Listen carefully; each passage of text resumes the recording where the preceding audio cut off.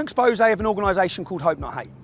You're going to witness allegations of blackmail, sexual assault, providing drugs to sources of information in order to get them to say something, paying people tens of thousands of pounds.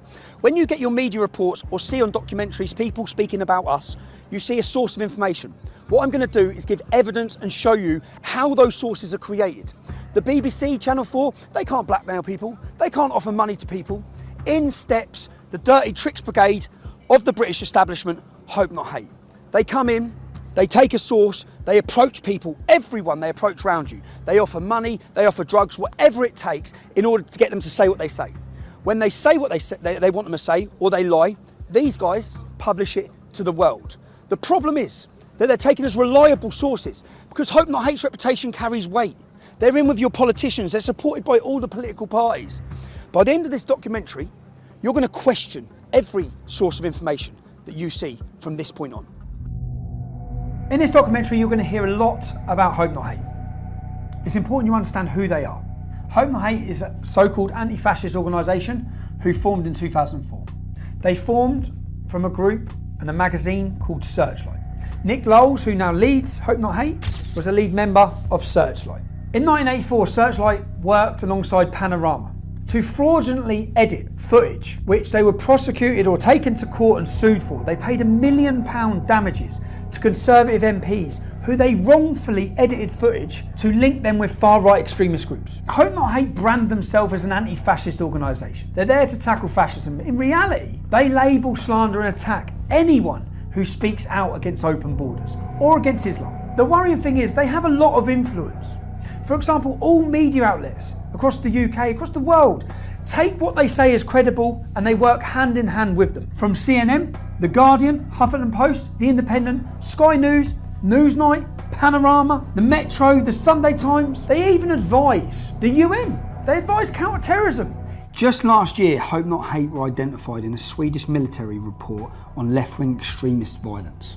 It has been proven that Hope Not Hate exaggerated hate crime figures by 3,000%.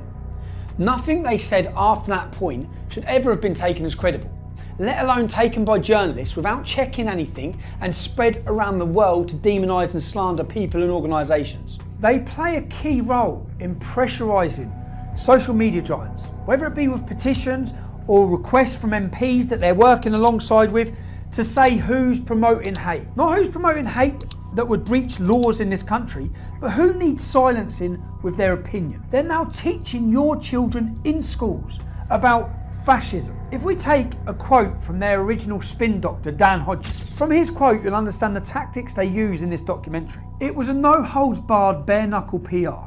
We used every dirty, underhand, low-down, unscrupulous trick in the book. These are quotes from their spin doctor, Joe Mulhall, who is a lead researcher for Hope Not Hate. He brags about days out with their BBC political reporters. Their relationship works hand in hand with the corrupt mainstream media. They do the reports, the media then use their ammunition and their labelling to attack people and organisations, to demonise them and slander them. In 2015, Joe Mulhall used the hashtag Antifa on several occasions. The reason why this is so relevant is when you understand who Antifa are. Antifa are an organisation that leading members of the American government have called to be prescribed as a terrorist organisation. They balaclava up, they mask up and they violently attack people who they're told to attack and organisations which are highlighted to them by groups and organisations like Hope Not Hate. They find out who you are, they contact your work, anyone who steps above the parapet. Hope Not Hate's goal is to silence them and stop them. This is about stopping free speech. This is about having people too scared to speak. We'll speak with one gentleman now whose life has been completely changed due to him voicing his opinions. He broke no law, committed no crime. But wait till you hear what Hope Not Hate done to him. This time last year, like I said, I was working full-time, happy, and because of some things I was doing outside of work, where I was sort of expressing my political opinions and so on, I ended up drawing their fire, and they wrote a report and called it in to the employer. So it was a kind of deliberate attempt to, it wasn't just to dox me, because I hadn't hidden my name, I didn't think I was doing anything wrong, I was just expressing an opinion. But it was an attempt to deliberately get me fired. Where was you working? I was working at Standard Chartered Bank in Moorgate. Doing what? I was an associate, so I'd been there from a grad. I went to Bristol University and then went into the bank straight afterwards. So I've been there for about just around 18 months at this point. So a good career. Yeah, it was going well. Internally, there'd been no issues. When you say you got involved, you was giving your political opinions with regards to? Obviously, the controversial stuff, so immigration, Islam, these kind of issues, but not in an extreme way, nothing you wouldn't happily say to anyone. Just so we can get clear, we're not talking about committing a crime, we're just talking about speaking openly about immigration and Islam. Yeah, and no one had a problem with it. That's the whole point that kind of strikes me about it. So it's not like anyone made a complaint, nothing's happened, so what did Hope Not Hate do? So Hope Not Hate, one of their, I can't remember which, but a team of their researchers wrote a small report. They were calling up multiple offices at the bank, and they were also focusing, because obviously we have a very big presence in the Middle East, so they were focusing on officers there to call them and just basically say, you've got this guy working for you, he's an Islamophobe, he's a racist, blah, blah, blah, all of which obviously isn't true. I remember I was just sitting at my desk and I get called in by the MD and he sort of says, have you been saying this? And I say, yeah, no, I have. I didn't see it was a problem. The same guys were going to a lot of journalists trying to flog this report as well to make a big story out of it. Eventually, in around the summer of last year, you get this article and it's very vicious and it's obviously largely lifted from the report that came out a few weeks earlier, using slurs, using kind of nonsense labels, calling us Nazis, all that kind of thing. Calling you Nazis with any evidence? Was there no any evidence anything whatsoever you've said? At all. It was made up with a very clear intention of making me lose my job, and it's a common tactic. And you did lose your job? Yeah, I was suspended, and then once the coverage happened, they obviously, whilst previously, like internally, the bank, I think, had kind of thought, well, maybe this is just an attack piece. Once there was coverage, obviously, it's their reputation on the line. So then, pretty much immediately, I was fired. I have worked. Just so that the public understand this, you committed no crime. No crime. You speak outside of work about immigration or Islam with no hatred. No hatred. Just facts. And because of that, where are you now? How's your life changed? What do you see for your future now? Financially, very difficult, of course, because it kills your income. And then there's knock-ons from that are always a pain. Okay, well, thanks, and I hope you. I wish you luck in trying to get your life sorted. Me too. Yeah, good luck. Thank you. So Hope Not Hate are the dirty tricks brigade of the British establishment. This is Nick Knowles. Nick Knowles is the main face and the head of the organisation. Matthew Collins, Joe Mulhall. First of all, we'll rewind 2 years. I've already exposed this organisation. This is Caelan Robertson. Caelan Robertson is an ex-employee of mine. They got into him. They blackmailed him. He was sexually assaulted. He was threatened. He was intimidated. He was scared. And they created him into a source of information. So they forced him to say negative things about me so the media could print them to the world.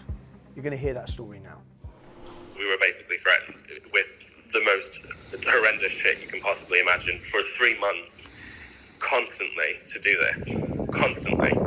Because basically, why they have dirt on us is when we left Rebel, I don't know if I told you this, when we left Rebel, we were really fucking angry, and none of the media would take all the stuff we had on them. So Nick Close reached out to me on Twitter and he was like, oh, meet up with us. And we were like, oh, okay, like we weren't working with anyone then. So we were like, yeah, fuck it. And we met up with them twice and we were like, we can write a book on Rebel Media. We can write a book on how they've scammed people and this and this and this and this and this. And we were like really conniving with them. One of the first things they started threatening us with, this only started 3 months ago. We had no contact with them between 3 months ago and leaving Rebel, nothing. They started messaging us saying, we need to meet you, this is really serious. And then when we met them, they said to George, I wasn't there, we're going to release all of the meetings that you've had with us, threatening Rebel Media and talking shit about right-wing personalities, bitching about nothing serious, just saying, oh, they're cunts.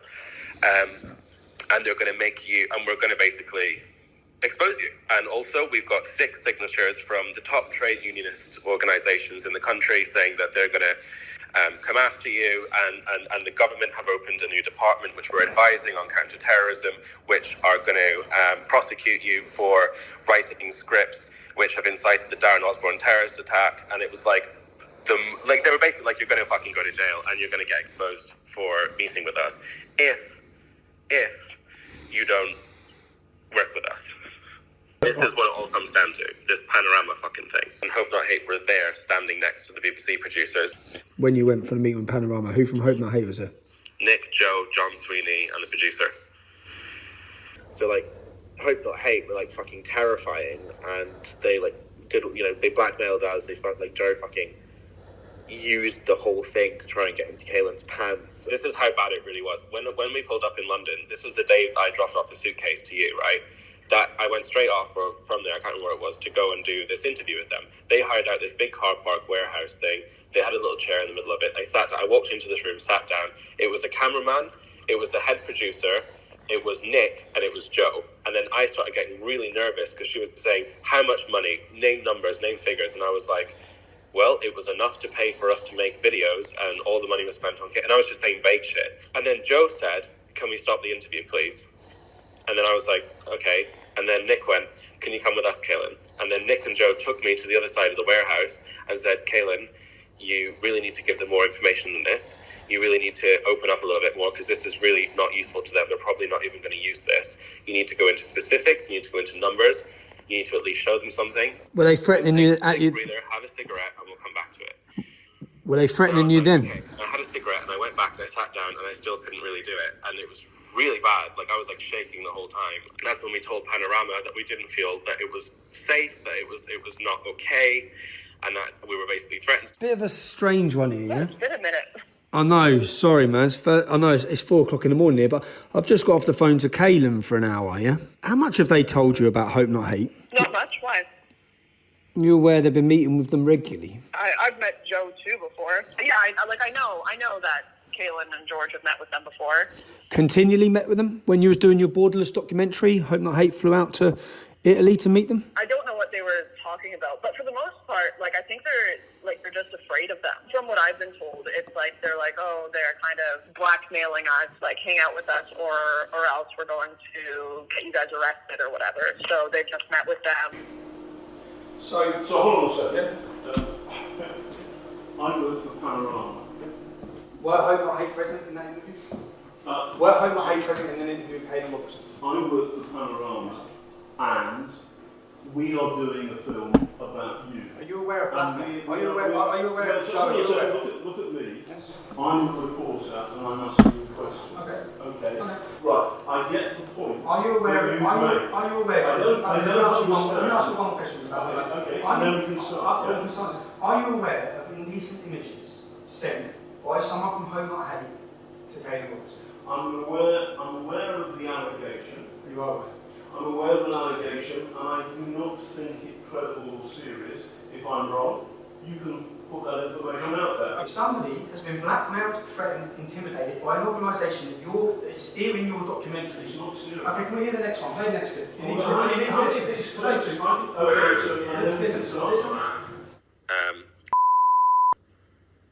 Made really inappropriate, I don't know how to describe it, almost basically like a sexual assault situation towards me when I was really drunk, pretty much passed out. Fuck you know, this gets messier and messier. No, hold on, yeah, okay, and I got really upset, and I broke down, and I told George about it last week because it's really fucked me up, and George messaged Nick, and apparently nearly got suspended, and it's fucking, it's a really big mess.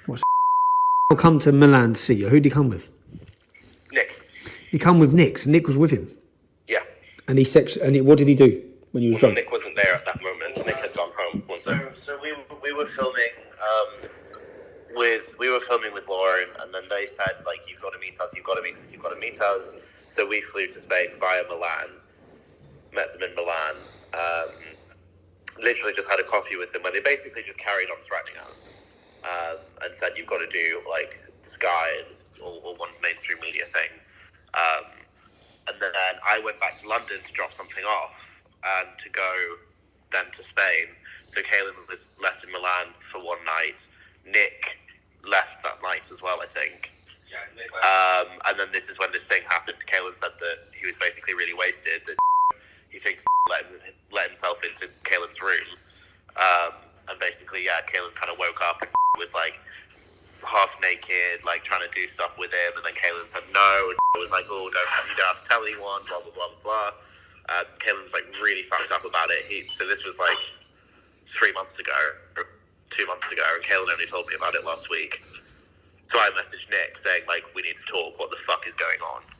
And then Nick said that he's like doing an investigation into it. George also messaged Panorama saying, guys, Hope Not Hate raped Kaylin. Now listen to this recording that was released just this week of Kaylin Robertson, who's now a journalist for Byline Times, and George Llewellyn-John, who's my ex-colleague. Listen to the allegations they are making. The British state. This is what Hope Not Hate did to them.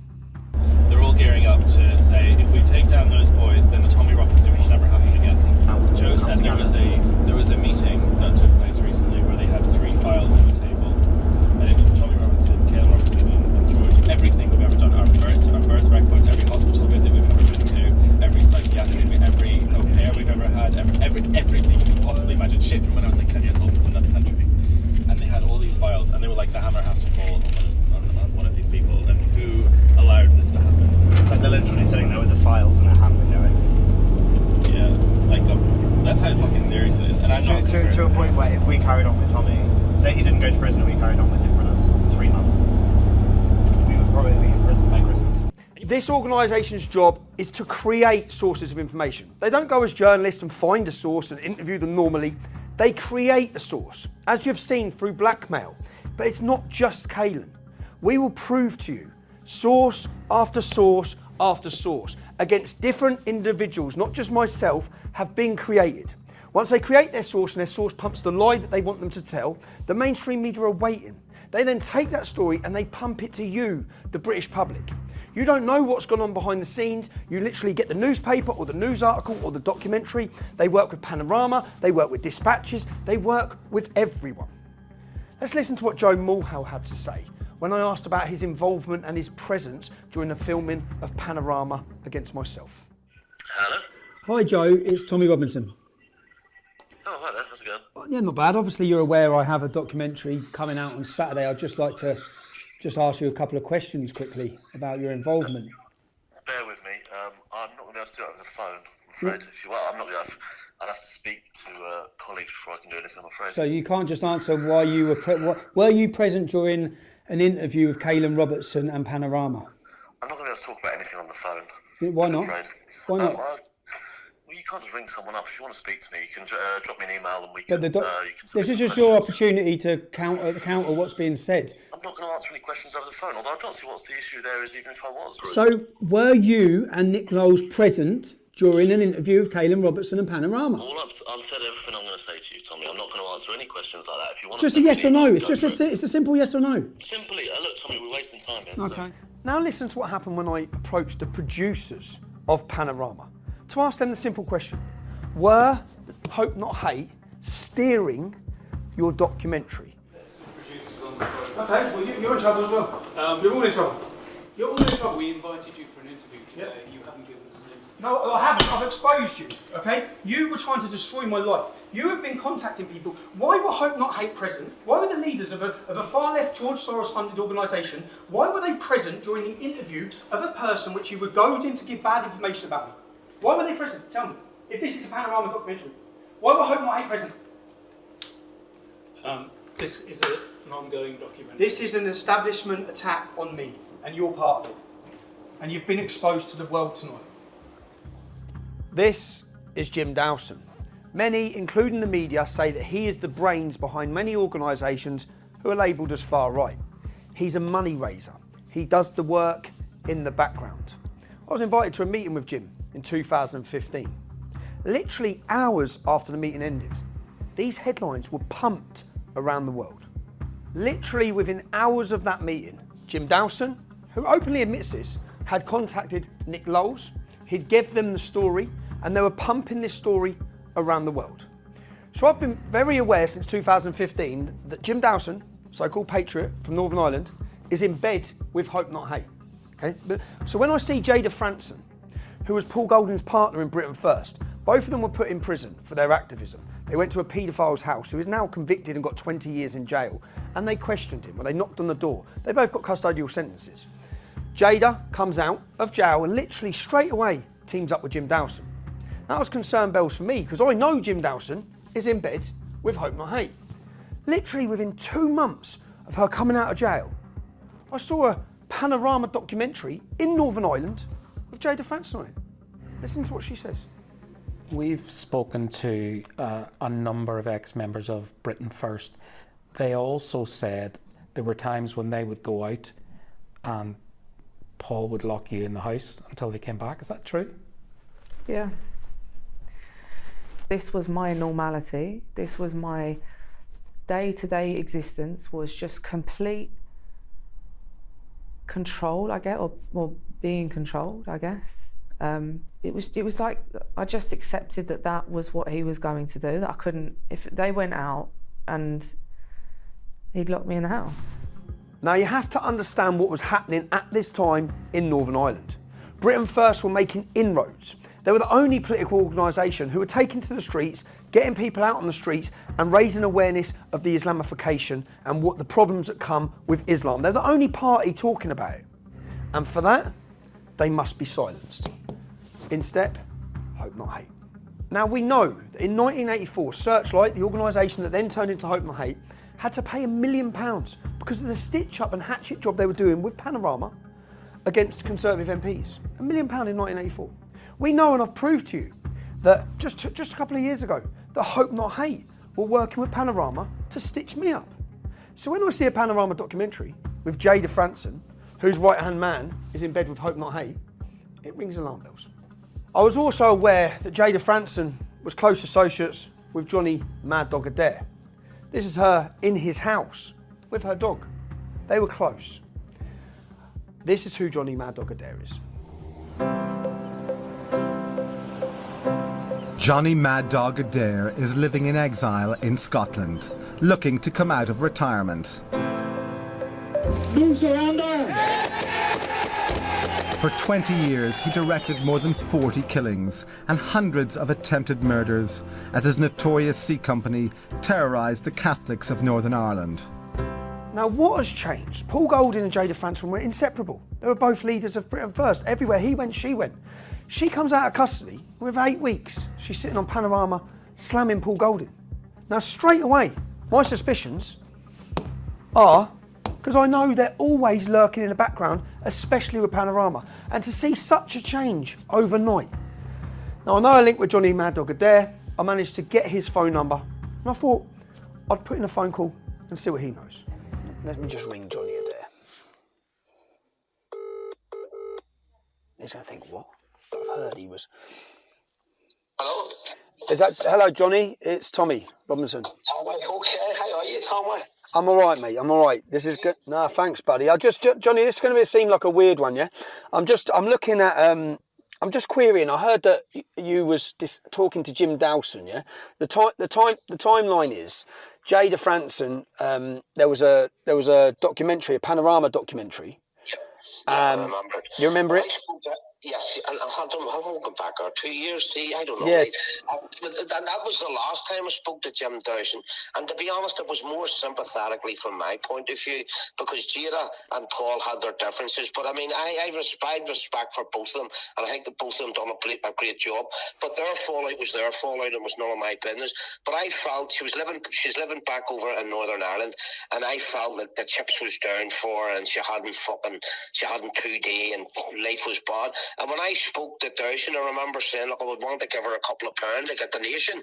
And he said, no, she's already said she got £20,000 there. I put in the bank and that was the time of the Panorama. So you spoke. So you rang him. You rang up to offer some money or to get offer. I'm not sure whether he rang me or I rang him. Okay. One of the two. But the conversation was, my intentions. It would have been me probably ringing him. My intentions was to give her a donation to try and help her, because I did feel sorry for her. Now, I hadn't seen or spoken to her in some time, but okay. I was reading and hearing stories that she was in hard times, but then I heard that she was with Dawson, and them two were obviously working together. So when I contacted him, I said, look, listen, I'm hearing all these stories about Jada. I says, I would like to give her a few quid, like as a donation. And he turned around and he says, no, she's already says she got £20,000 there. She's got £20,000, and the timing of this was just prior to the Panorama. It was around about that time, yep. And I didn't question. I was happy once he said she's £20,000. I mean, well, that's into myself. I said, well, that's good. So I didn't need to pursue my conversation anymore. Giving her a donation. Okay, but that was my intentions, and that's what he told me. Okay, cool. No, because it's just I know Jim Dowson works with Hope Not Hate. I knew that 6-7 years ago. So we just anybody but him, wouldn't they?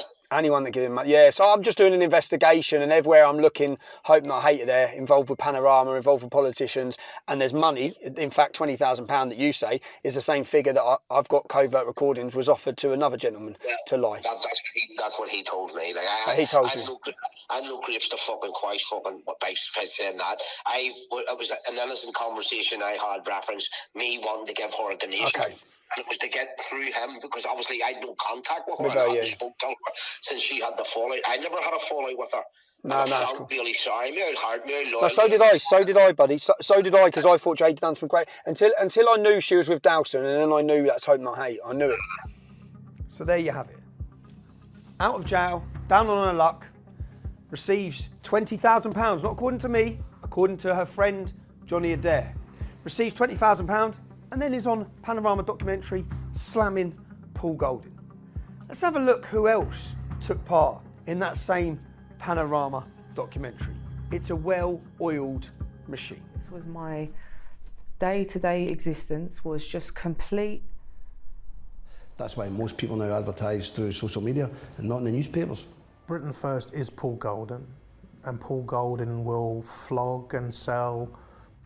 So who's being interviewed? Jim Dowson, Matthew Collins of Hope Not Hate, and their new created source of information who has received tens of thousands of pounds, who's always lurking in the background, creating these sources, Hope Not Hate. What do you get, the British public, sitting at home? You get a Panorama documentary which makes these allegations from a female about Paul Golding. You don't get who they are, how they operate, and the fact that tens of thousands of pounds have been handed over. These tactics are used against anyone who speaks up against open border immigration. They've been used against me for years. But at this present moment, we're looking at Paul Golding's Britain First. They're making inroads into Northern Ireland, and for that, the agents of the state, Hope Not Hate, they must step in and they must be silenced. Whilst we're looking at Hope Not Hate and Paul Golding and Britain First, I'm going to stay on Britain First. Let me introduce you to Andrew Edge. Andrew Edge was the main security person for Paul Golding. They were together everywhere for years. Everywhere Paul went, Andrew Edge went. Now we've seen what's changed Jada Franson from years of loyalty to overnight, total 360 change with outlandish allegations. Let's just listen to this covertly recorded conversation with Andrew Edge. What are you, mate? I'll tell you that anyway. What? The what go all out on you, mate? Who wants to go out on me? It's that fucking Matt more than anybody, you know what I'm on about, don't you? Matthew. And that folks, I've met him as well, fucking idiots. And I've been in the hotel in London, mate. This is an operation. Hope Not Hate approach everyone around you, everyone close to you, anyone you have a falling out with, they approach. It's a machine. It's how they create their sources of information against people. I know this better than most. One of the people Hope Not Hate approached close to me was my mum's brother. He come to see me. He said, I can't be painting walls. He's a painter and decorator. I can't be painting walls for the rest of my life. I'm getting old. Basically telling me that he's going to work with them. Yeah? He come to me for his permission. We haven't spoke since, but I know who they approach, and how they get in with them, yeah? How they work their way in. Now you're going to listen to a conversation. Paul Golding, as soon as he found out Andrew Edge, his right-hand security, had been talking, liaising or meeting with Hope Not Hate, he expelled him straight away. You're now going to hear a conversation between Paul Golding and Andrew Edge, where you hear the details of what Hope Not Hate were planning on doing to Paul Golding. Now, do you remember, so they've said to you they haven't got no evidence, but they want you to stand up in court. Dirty cunts. Exactly. Is that what they've said, yeah? Yeah, pretty much. They're going to pick me up, mate. They're not in thinking with Jada at the minute. Because fucking Jada's ass was just demanding too much. She's demanding too much. Say again? She's demanding too much. Yeah, she was asking for too much. The thing is, there's fuck all they... There's fuck all they can get me on anyway, the cheeky fucks. Well, a woman from the Home Office has been there. What, and they want you to set me up? Yeah, proper. I'm not going to pay me fucking 20, 30 grand now. So there you have it. Andrew Edge, £20,000 offered to him by Hope Not Hate. That's the exact same amount that Johnny Adair says Jada Franson received just before she comes star witness in a big documentary that you're all watching at home against Paul Golding. Andrew Edge offered £20,000. He admits he's been receiving money from Hope Not Hate. I said, I've got nothing to hide. You have. You've been working with the police, the Home Office, Hope Not Hate. Will I ever work with the police? No. Have I worked with Hope Not Hate? Yes. Go on, crack on. Yeah, he's a cunt, and you work with Hope Not Hate, the Home Office and the police. Hello, they give me 300 quid today, by the way. That's nice. This is Hope Not Hate's job as agents of the state. They step in where the BBC, the Daily Mail can't, okay? The BBC can't pay you for news. They cannot pay people to take part in any documentaries. They cannot pay you for interviews. The reason being, once you pay someone money, they will say whatever you want them to say. They're no longer a reliable source. Since Andrew Edge, as we hear, began getting paid by Hope Not Hate, they created a source of information. He then makes allegations against Paul Golding, having hundreds of thousands of pounds or receiving lots of money and having it in Russia. He hasn't just made allegations against Paul Golding. He's made allegations against me. News stories have been pumped about me from their new source of information, Andrew Edge. So they come in, they create the sources tell them, say what they want them to say. You don't know any of this. You're just getting a source says. Little do you know that source is blackmailed, threatened, or being paid. Now, while we're on, I could do this about every organisation, every activist, every political activist that's come under attack by these guys. But whilst we're on Paul Golding and Britain First, I'm going to stay there. Yeah? Let's have a look at Tom Foley. I've never met Tom Foley. I had no idea who he was until I started my investigation into their corruption. Tom Foley was a homeless veteran living on the streets. He was taken off the streets by Paul Golding, brought into his home, and just listen to what Tom Foley, not me, listen to what comes out of the horse's mouth in his views on Paul Golding and his family. I have gone from sleeping in the tent, I met Paul Golding. Listen to me, Jamie, you're listening to me. Yeah, I'm listening to you. I love you, brother. Yeah. I love you, I love your mum, I love your missus, I love Paul. I tell you what, I love Paul for what he's done, what he's doing. You're fucking angels. You, Holly, and your mother, Paul, Andy, and all of you, you're fucking angels. You're not devils, you're fucking angels. How the fuck would I have got through what I've been through without you? You've heard his opinion on Paul Golding. The man was welcomed into the organisation and travelled everywhere with them. Now, what is it that changes that opinion to this? I was outside Lincoln City for 2 weeks and I was halfway down A1, so you never picked anyone off the street. You barged in on a protest, what I was protesting, me, on my own, not you. And then you changed it all about you and you ballsed all that up. Well, you didn't balls it up, you did it on purpose because you were robbing me. You kept me there.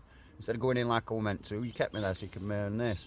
You're telling people that you give me 1,500 quid to disappear. No, mate, you've got 15 grand of mine in a bank account, Paul. 15,000 quid. You got 16.5 grand for me. You owe me 15 grand. Yeah, don't be telling people you sent me on my way with 1,500 quid. What is it that changes him? Now, let's look at the first person to share Tom Foley's negative comments on Paul Golding. It's Matthew Collins from Hope Not Hate. Now, what's changed? What's happened? Well, it's very similar to what's happened here, here, here, and now here. Let's listen to a conversation from Tom Foley. Have you met Hope Not Hate by any chance? Fucking hell. Have you Yeah, met... last week. You've met Hope Not Hate? Yeah. So you've met Hope Not Hate? Yeah. Did they reach out to you or did you reach out to them? Yeah, they reached out to me, come and stop at my house. I went to their house for one night. Got me stoned. Yeah, of course, yeah. Peddled you with... Quid in my pocket, paid for my train ticket there, paid for my train ticket away, and I come away. So there you have it. You heard it. They bought drugs for Tom Foley. Tom Foley was homeless because he suffered from mental health and addiction issues. When you get someone like Tom Foley, which is what Hope and Hate have done, they've contacted him, they've paid his travel, they've put him up, they've give him drugs, they've give him money. Now when you give an addict drugs and money, they'll say whatever you want them to say. And waiting ready to pump it to the world, them and the media. This is simply proving to you how Hope Not Hate operate. I'm presenting it. This isn't my opinion. I'm giving you evidence. These are covert recordings of not one, not two, not three, four, and will continue to people who are admitting that this is how they operate, whether it be drugs, blackmail, sexual assault, tens of thousands of pounds. They create the source of information that the mainstream media are sat working hand in hand with them. They're working together and they're ready to pump it to you, to lie to you, to create negative views of certain people. In my discussions with Paul Golding during my investigation, he was under the opinion that something had to be done. Their actions are criminal. Paying tens of thousands of pounds and asking someone to lie in court is a criminal offence. Giving drugs to people to get them high in order to get them into position and giving them money as well to get them to say certain things about people is a criminal offence. Paul told me to meet up with him because he was going to do something about it. I went to meet him to see what was happening. So, Paul, tell me what we're doing here. We're outside Bexheath Police Station, South East London. I've got a pre-arranged interview, an appointment with someone from CID. They've told me to come down about 7:30, which is Quran time. I'm handing in a witness statement and I've got a USB stick here which contains multiple clips of 2 phone conversations which implicate Hope Not Hate in criminal offences, specifically Matthew Collins and Nick Lowles. And these offences range from conspiracy to commit perjury, perverting the course of justice and the supply of basically Class B drugs or something like that. So I'm going to speak to them and hopefully they'll launch a criminal investigation against Hope Not Hate. They said they found an officer, that was an hour ago. Okay, I'll check it. Can you double check for us, yeah? Do you think Nick Lowles would be waiting an hour and a half for an appointment? No, definitely not. They'd go pick him up. They'd go pick him up from his house and bring him in. Yeah. And send a chauffeur. I know. Mental, innit? We expect this though, double standards.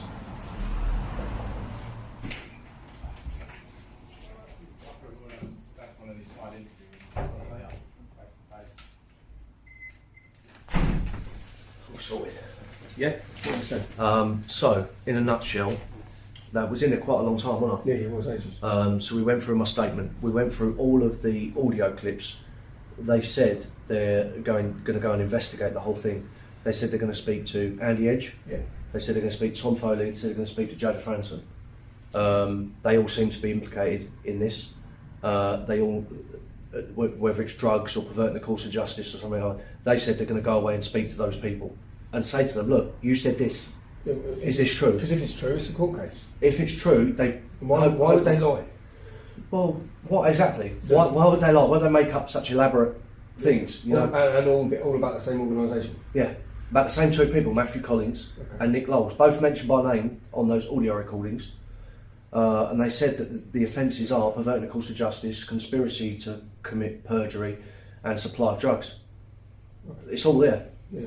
And audio evidence, they go and speak to the people, put it in front of them. If I had an audio recording of you saying X, Y, Z, and they put that to you in an interview, and you wouldn't have a leg to stand on, would you? You'd have to admit it. It's the same as the audio recordings from Panorama, where they're blackmailing two of my old employeers. Yeah, which they clearly were. So they said they're going to go away. He said, I'm going to go away now and speak to these people.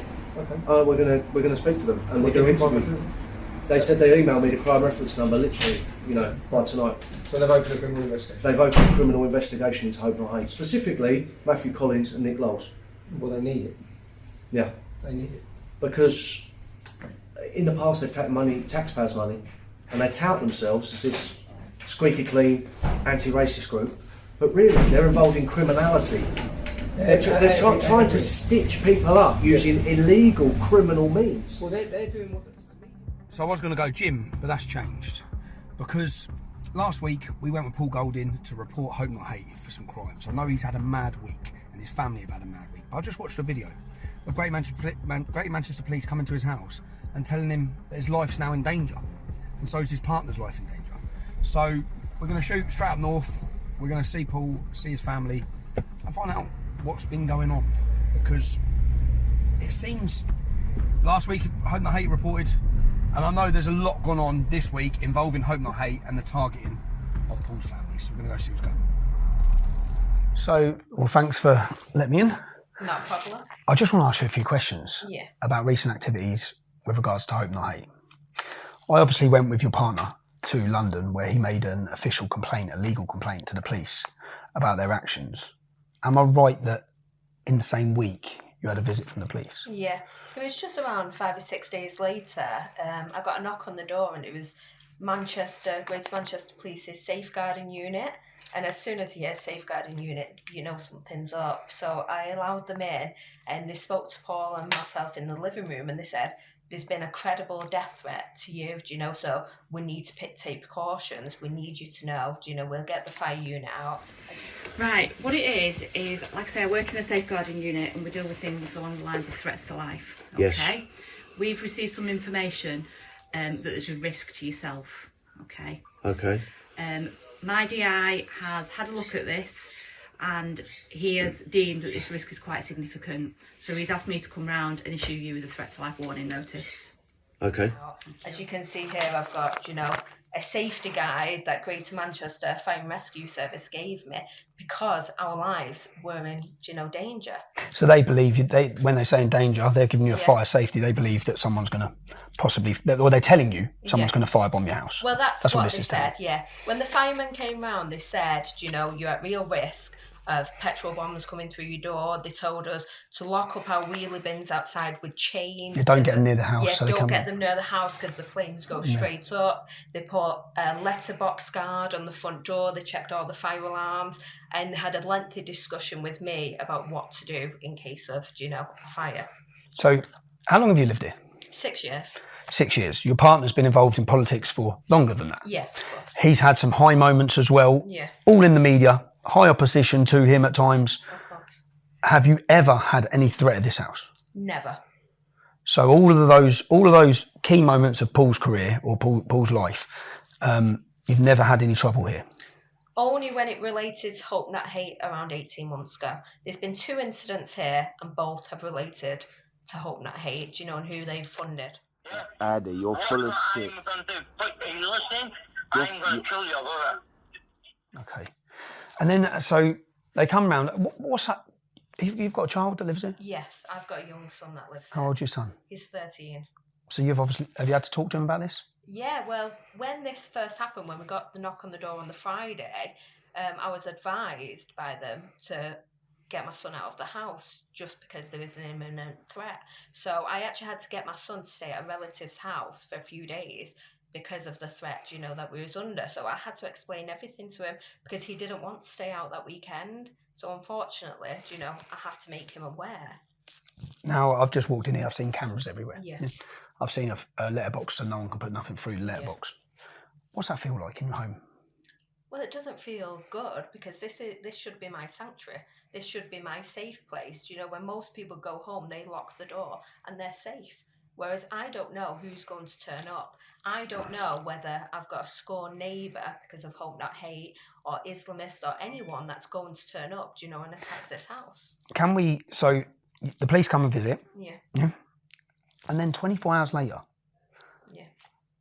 Can you explain to me then what happens? Yeah, 24 hours later, I was made aware from a friend of mine that lives a few streets away that there's leaflets going through letterboxes about Paul and about Britain First, about us being sympathisers to Russia.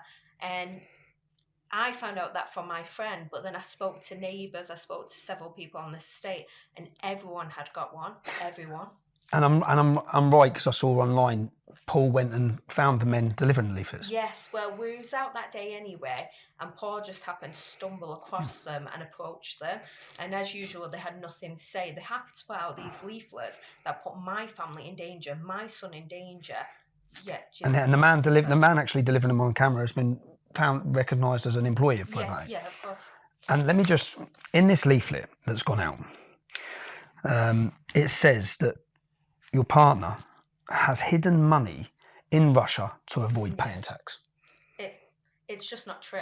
If we were tax evading, we would have been arrested by now. When this went out, just so the public understand, this was at the height. I know Ukraine war has been a big story for the British public and the news and the media. This was the highest moment of it, am I right? It was when the sanctions first come in. Yeah, this was when Roman Abramovich was being sanctioned, when he had to step down as Chelsea boss. This was when it was at its height. So to put this leaflet out at that time was to put us in immense danger, because people felt so strongly about the war in Ukraine. And they leafleted every single person where you live. Every single person. So Paul goes to the police station, makes a complaint. 5 days later, police are at the door, your life's in danger. The next day, just so then, it must have took a week to make a leaflet. By the time you plan one, write this. By the time you write this, plan this. Yeah. So literally, it seems, as soon as he's gone to the police and they're aware of it because he's gone online and let them know there's an investigation into you, you've been targeted in your home. Yeah, of course. As soon as they could produce the leaflet and get the manpower, they were straight here. They went straight to this estate. Do you know where I live? It's a big area, yet they purposely only did the estate that I live on. And the police have said? The thing is, if you look at the sequence of events, it makes sense. Yeah. I go and report Hope Not Hate for criminal wrongdoing. Yeah. Literally a week later, they're in my vicinity, in my neighbourhood, delivering leaflets saying that I'm a tax cheat and that I'm Putin's stooge in the middle of the Ukraine war. It's almost like they're, because of what I've done, reported to the police their criminal wrongdoing. Yeah. It's almost like I'm being bullied and targeted. And it's all very malicious. The whole nature of it is, isn't it? So and it's the fact of, and that's the whole definition kind of a malicious communications, because the fact that it's untruthful, it doesn't matter. It's the fact of it's generating the this intention behind it. Do you know, because fair enough, disagree with us, are you right? But don't try and put people in harm's way. Yeah, definitely. Do you know? And there's an expectation that you're never going to have everybody agree with you. Yeah. Everything. That's life. We get that as people anyway, don't we? But there's a line, isn't there? And this is way over that. Yeah, there are, like I said, there are other strands of this situation that are probably causing this Hope Not Hate a lot of consternation. The fact that one of the people they tried to give a lot of money to stitch him up in court, which is being investigated by Met Police, he's on trial in October for threats of violence, threats to kill, all that kind of stuff, threats of violence to us in this house. He actually came round and attacked this house. Right. But he's being prosecuted already for that. Right. And again, is that the police said there's no other intention behind this than to cause distress, to cause harm, you know, to cause conflict. Because, as you know, say if my son's outside in the garden, who knows what will happen to him for simply being outside. See, the frustrating thing for me with this is that people have a problem with me, but they shouldn't target the women and children. Oh, of course not. Which is essentially, by coming here, this is specifically aimed at to disrupt your life. Of course, because what has it disrupted yours and your child's life? Oh, 100%. My son can't walk to school on his own. Do you know? He has to be escorted to school by a family member. He can't just play out in the front garden anymore. He can't just walk to a local shop, because we don't know who else is going to target this house because of these smears. His life has been completely changed through this, you know, and it's not fair because he is not in politics. He didn't choose this. And it's based on lies. It's based on lies, fabrications. And in response to? In response to, Paul reporting them for criminality. So we're looking at the tactics and the operation of Hope Not Hate. They're not just content with scaring, intimidating you or targeting you. They want to target your family. They want to target everyone around you. Now I'm just going to take you back to the covert recording with Andrew Edge. Let's listen to this. Yeah, I even know the whole story. They're then going to go on to your missus. Yeah. About the boy. They've already made a few things on that.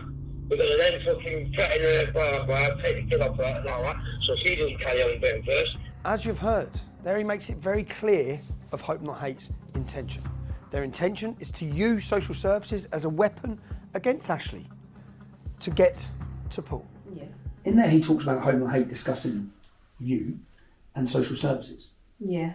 This was about 18 months ago. Before we actually heard this recording, a few days before, I got a phone call from social services asking to come round and do an interview because they had had a report that I was radicalising my son. And then as I thought, oh, I don't know who this is, that's made this report, but okay, I'll go ahead with it. And then a few days later, we come across this recording of Andrew Edge saying Hope Not Hate and using social services to target my child, and that's why I was investigated. And the recording was true. Yeah, the recording was true because no one else knew that apart from myself and Paul, that I had had that call from social services a few days before. No one knew. And what did social services say? Well, social services came around, they did an interview, they spoke with my son, his school, family members, everything. They concluded that it was a malicious report, that there's no evidence whatsoever to back up what the claim has been. And they said going forward, they put a note on their system to expect it and not to always, do a thorough investigation unless there's proof, because they could see that this family was being targeted for the wrong reasons. So Hope Not Hate again, social services to get to you. To get to your partner. Yeah. Because of his political opinion. Of course, because obviously my life is my son, so that's who they're targeting, because obviously then I'd have that fear, that they might take my son, so then I'd put pressure on Paul, to stop what he's doing, because I can't lose my child. Thankfully, to social services, that they actually saw what was happening and said, no, this is wrong, These are such underhand tactics. Yeah. Being played against everyone. It's disgusting, it's the lowest of the low. Who would go after children, if you disagree with someone? Okay, all right, well, thank you. Thanks for your time. Not a problem, thank you. The targeting of Ashley in her home is nothing new. This is a pattern of abuse. They target women, they target children. They intimidate them in the one place they should feel safe, at home. Whilst we're looking at this, I want to tell you the story of Sharon Claff. Sharon Claff was a Jewish activist. She spoke out a couple of times about the building of a mega mosque, I believe, in London. And for that, she has to be silenced. The point I want to make to you is, this isn't about just targeting Tommy Robinson or targeting Paul Golden. It's about targeting anyone who goes against the status quo that the establishment or the state needs silencing. They wrongfully lied and said Sharon Claff was this is a grandmother, an old age lady. They wrongfully lied and said that she was part of a far-right organisation who took part in rushing a bookshop or something like that. Sharon Claff wasn't there. She never took part in anything. Yeah? She could prove that. Now, when she took them to court. Sharon Claff was in a position. Many of us aren't in a position to spend hundreds of thousands of pounds to take these organisations to court. Sharon Claff was. She used William Bennett QC, one of the best QCs in the country. Hope Not Hate accepted their guilt, because that's what it was. They admitted that they lied and they apologised. And I believe they paid £50,000. Let's have a look at the mainstream media and their reporting on this apology and this win for Sharon Claff against this organisation. As you can see, there's no mainstream media reporting at all on the fact that Nick Lowell's organisation lied, endangered the safety of a lady who had a cross put on her by Hope Not Hate. She was violently beaten in the street after wrongfully being accused of part of a far-right organisation. Not one mainstream media run it. The only media that run it, the Jewish Chronicle. So proven to you, Hope Not Hate lie. You wouldn't have heard it in media, of course, because it doesn't make media. They lie about old women and get them violently attacked. Not just content with targeting me, targeting my wife, targeting my children's home. They also target my mother's. My mother's been severely ill and my father is 74 years old. Yet they doxed their address, which resulted in their house being violently attacked and bricks thrown through the window in the middle of the night. So it's 1:30 in the morning. That's my mum's fucking windows.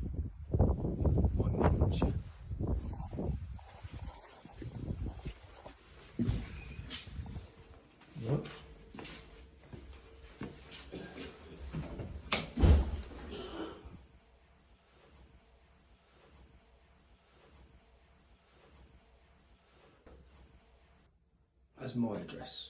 Shared it online to his little hate mob. Yeah, I'll take that down. And how? And they're meant to have a marker on their address, yeah? They're meant to have a marker on their address because 24 hours ago, these bastards were ringing my ex-wife and my son. So police were at their house all day. A mark on the address, and I've just got here. There's no police here yet, even though they've rung the police instantly. When my fucking 74-year-old dad has been woken shitting himself in his bed because someone's smashing bricks through his window. She said, because she told me today they've put a watch on your mum and dad's. They've literally put it on while we've been driving here. Oh no, she said, so my ex-partner must be speaking to police about what's gone on, and she's rang them to say. This? I'm sorry you had to leave your family home at yesterday evening. Yeah. This morning it featured on our management meeting this morning. This job came up, and they're trying to apply the right amount of risk to it. Does that make sense? Yes. Yes. The hate coming from this organisation continues and continues. It then resulted in men turning up looking for me at my mother's house. The neighbours spotted them outside, videoing the property. Then I find out the same day that they were outside my mother's house, four Muslim men, had turned up at another property which had a young 12-year-old girl in. They turned up there looking for me. Why did they turn up at this house? Because Hope Not Hate had put this picture online alleging that it's my property. They're telling the public that I own this house. I don't own this house. I don't know the person that lived in this house. I do now, but I don't know the person that lived in this house. This house is located near to my mother's house. When they put this article online with a picture of the house, they literally directed people. It's a hard house to find. They directed people. It's next door to this old people's home. They literally directed people so they could find it. And find it they did. Men turned up looking for me at this property, screaming and shouting multiple times. I'd heard men had been there. I went and approached the lady at the property to find out what's going on.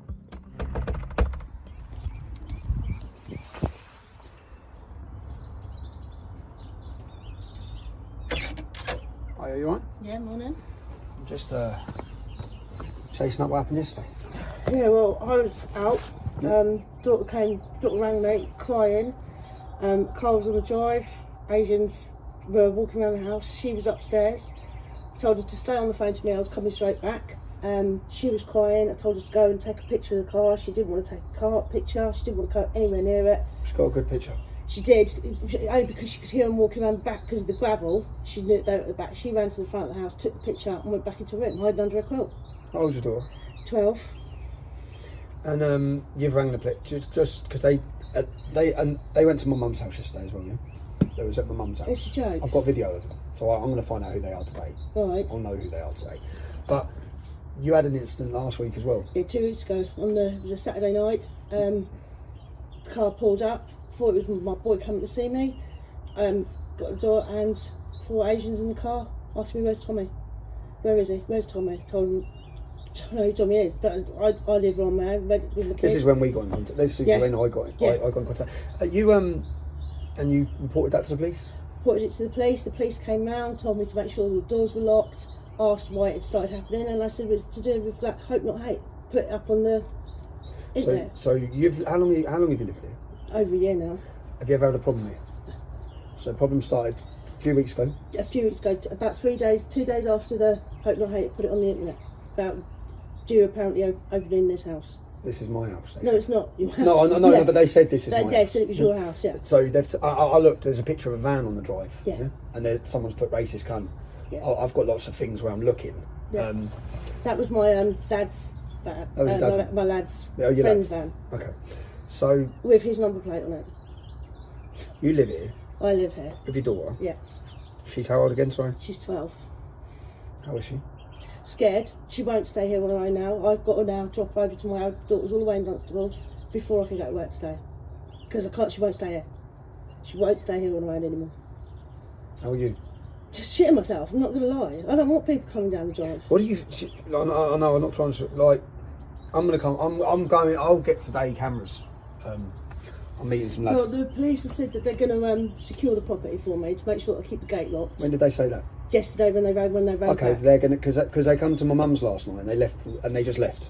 So, and I said, what are you going to do about it? Because have you got? Where's your letterbox? I think my letterbox is around the other side of the door. Okay. I think it's because I'm already fleeing domestic violence. That because this was supposed to be the safe house for me, but now I'm even more scared. So Nick Lowles, because I'm going to find him. Do you want to come and speak to him? Yeah, I will. I'd like to see how he feels about this. You know, like we've already been terrorised once by my ex-husband. He's got what happened last time. Well, my ex-husband. Like, Yeah. That's why I've had my house petrol bombed by him, and now I'm getting this done. It's I'm a little. Well, I'm bit sorry. Shitting herself. She literally is shitting herself. I find out that a lady in this house is a vulnerable victim. She's actually hiding. She's an ex-battered wife whose ex-partner had petrol bombed her previous property.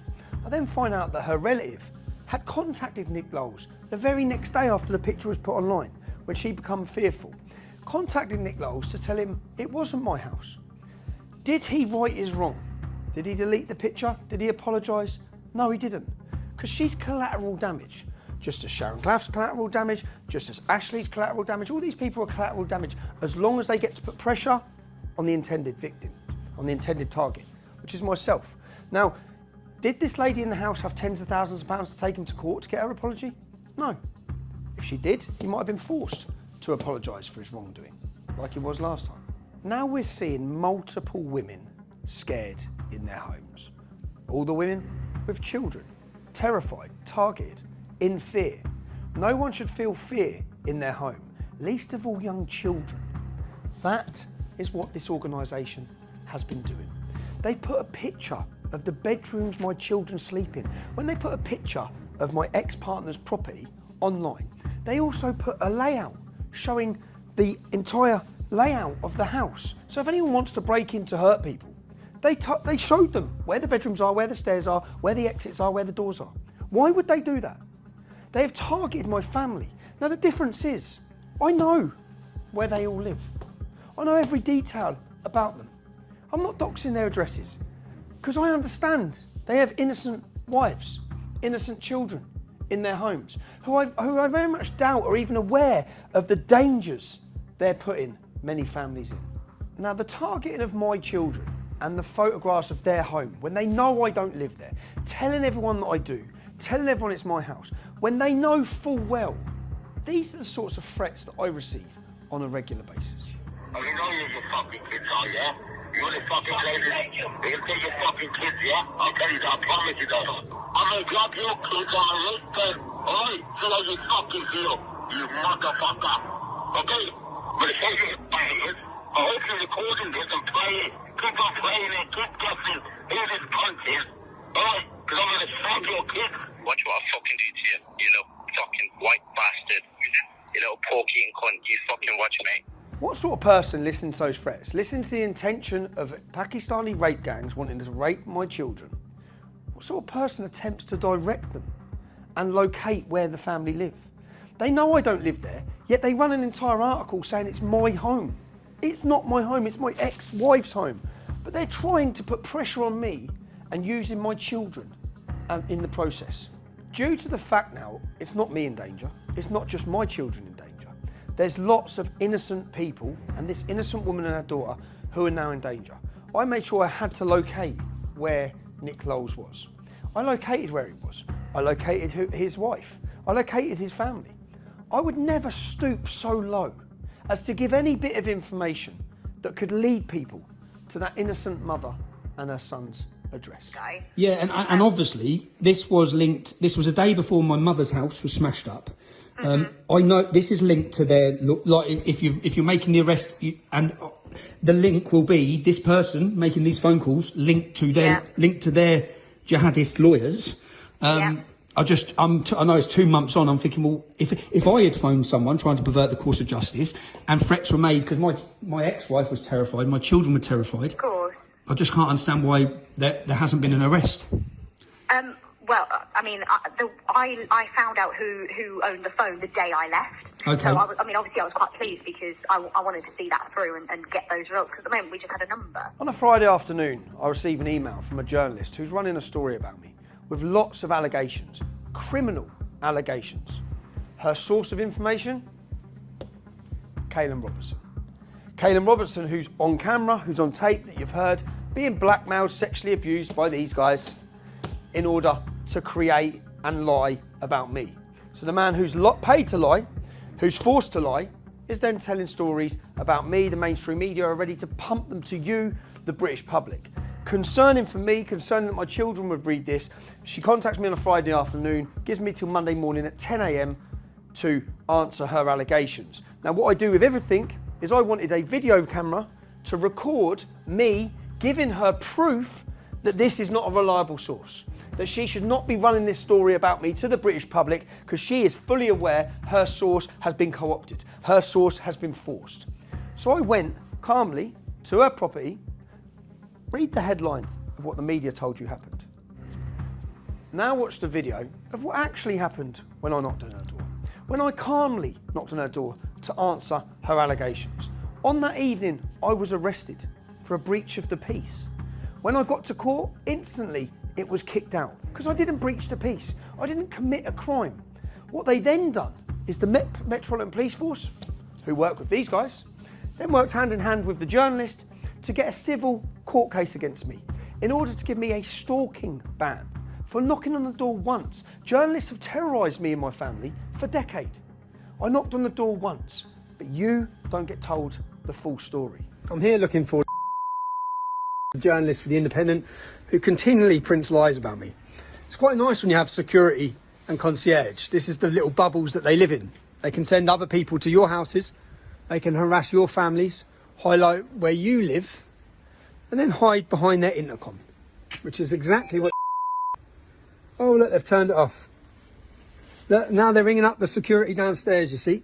They're ringing the security downstairs to say that Tommy Robinson's at their door, which he is, because from what I understand, been trying to contact me. I didn't know how to contact her. They're no one's in their offices now. So I popped down here. And... Is that... Yes. I phoned to him, look, trying to pretend she doesn't live here when I know she lives here. Oh, her partner.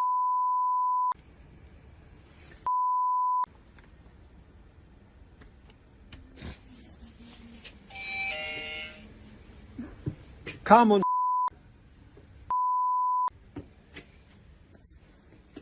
Apparently your partner's looking for me to answer some questions, so I need to speak to her. She needs to give me my right to reply. Doesn't she?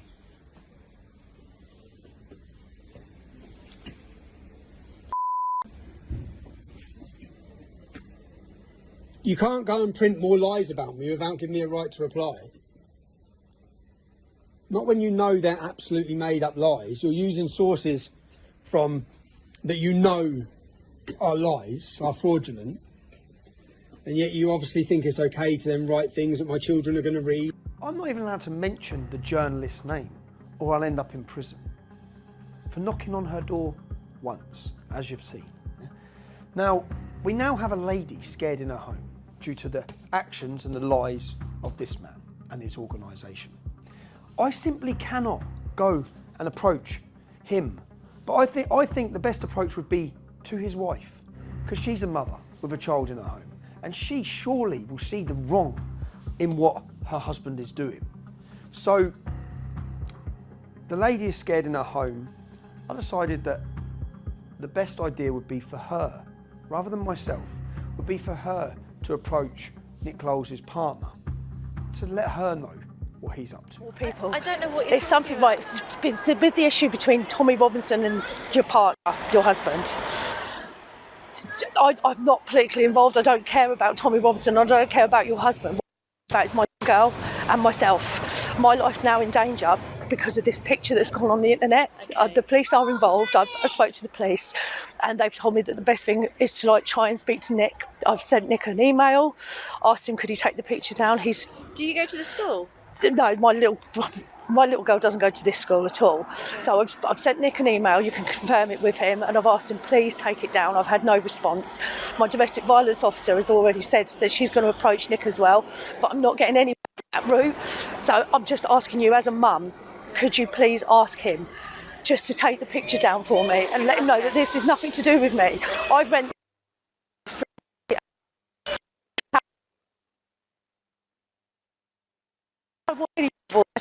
what I'm doing. I'm just here saying, look. And I'd prefer you if you know, yeah. And I didn't want to approach you when you had your children with you because, like, as a mum, I don't think that's fair either. No. But just as a mum, Have you come from Bedford? Yes. Yeah. I've drove from Bedford so that I could speak to you myself. What's your surname? Yeah, but if I give you that, then I get into trouble. Okay, fine. All right. That's all I'm saying. All you know, right. I don't want All Nick right, love. coming at me. Leave it with me. Thank you so much. Thank you. Yeah? Thank you. Yeah? I do appreciate it, honestly. Okay, can you give me a screenshot of the picture? Yes, of the I will house? do, yeah. Can you just show me so I can... Right, I've left my phone in my car. You wait here, I'll go and get my phone. I don't have to do it too much in front of Yeah, other that's what I'm people. thinking, yeah. If you go on his Hope Not Hate website and it says Tommy Robbins extra houses, and it's a full-on picture of my house in Silsoe. He's given the complete description of where my house. Yeah. Okay, right. Leave it with me. And he's given the complete. I've had to have cameras secured around my house now because I've had 4 Asians turn up at my car screaming, "Where's Tommy?" banging on my doors. Like, my little girl is terrified. Okay. I'm terrified. Leave it with me, okay? Leave it with me. I'm so sorry to have to do this to you, but No, don't. I don't. it's just so hard. Yeah, You know, I'm already fleeing domestic violence. So you... Now that was Nick Lowell's wife. I'm not going to show who she is. We have images of her, recordings of her. I'm not going to show who she is or where she lives. I don't want her to feel fear in her home. That's the total opposite to what these guys are doing to us. They actively seek and target our families. They hope and they try and direct violence towards us. They try to dox our addresses, say we live in houses we don't because our family live in those houses. They are actively targeting our children, our partners, our mothers, our families. I'm not going to do that to his wife. Luckily, his wife seemed like a very nice lady and she saw the total wrong in what her partner was doing. Because within just hours of the lady who he falsely accused was my home approaching his wife, this happened. Hello, Colette. What's the matter? They have deleted the pictures of your house. Wow. They're gone. So that worked then? Yeah, they're gone. So it was the best, because you see, if I'd have turned up at their house, it would have gone a totally different way. Oh, that's such good news, mate. At least it's worked. Yeah. So, you happy? Brilliant.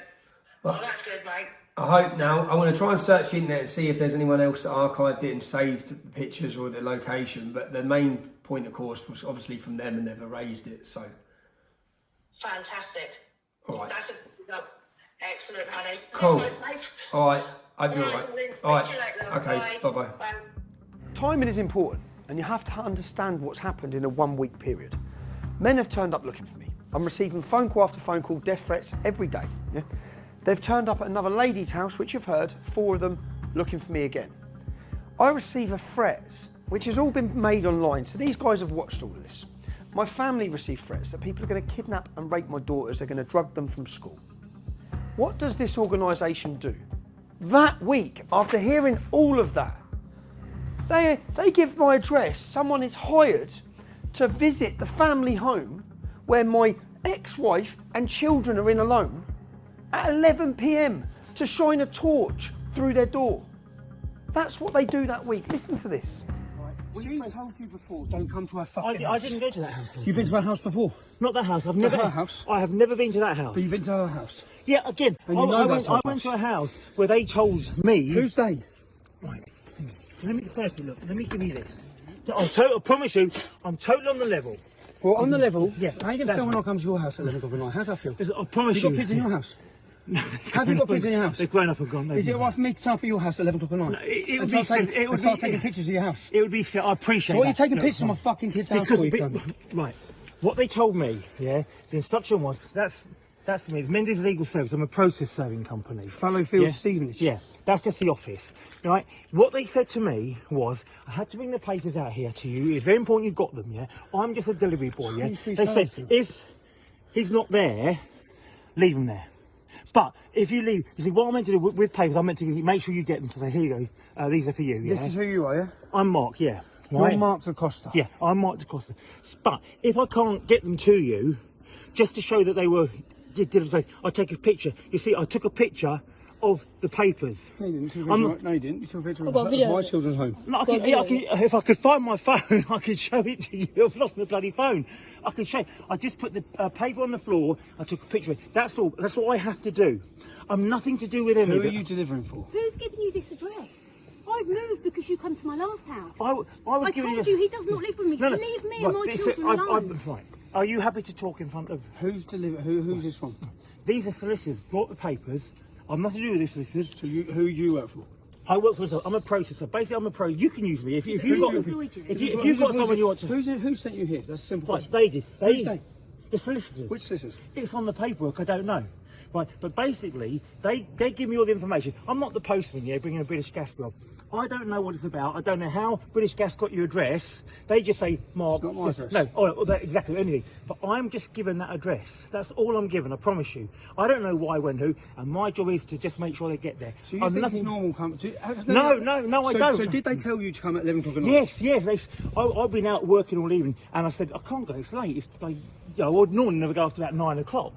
Yeah, but they said, no, you've got to go now. I've been up since 3 o'clock this morning. So they've told you to come. They've told me to come. Just come here now and get them to you. To my children's house. Yeah, and they said if you weren't in, because I think you said he's not in. They're fine. Doesn't live there. No, that's right. Yeah, leave him there. Listen. Don't get me wrong. I think it's stupid too. I think it's really ridiculous. Do you normally get told to go to house at 11 o'clock at night? Very rarely. I'll give you that. But we had so much more. This hasn't been put together and finished the way I would have wanted it finished as a documentary for you, as professional as it should, because we've rushed it. Why have I had to rush it? Listen to this. Hope Not Hate is under attack. As you will probably know, at the beginning of this year, we helped facilitate the takeover of the investigation into Tommy Robinson's alleged bankruptcy.